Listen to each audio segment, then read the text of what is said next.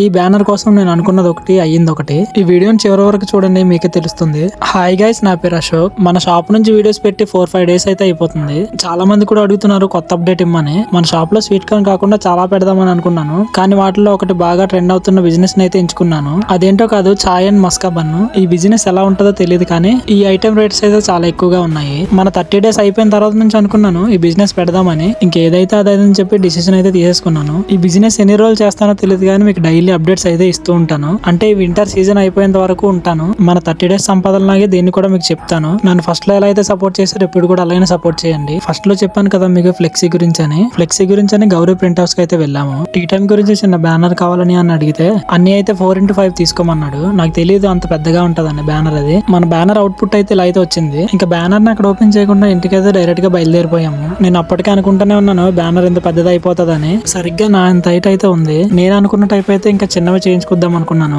ఇంకా మనం చేసేదైతే ఏమీ లేదు. ఇంకా దాన్ని మడత పెట్టేసి పక్కన అయితే పెట్టేసుకున్నాము. ఇంకా సరదాగా మస్కా బన్ చేద్దాం కదా అని మస్కాని ఒక గిన్నెలో కలిపేసుకుని బ్రెడ్ కి అయితే అప్లై చేసేసాము. టేస్ట్ అయితే చాలా బాగుంది. బిజినెస్ ని ఎప్పుడు స్టార్ట్ చేయాలో రేపటి వీడియోలో అయితే చెప్తాను. అంతవరకు వెయిట్ చేయండి. ఉంటాను మరి. బాయ్ అందరికి.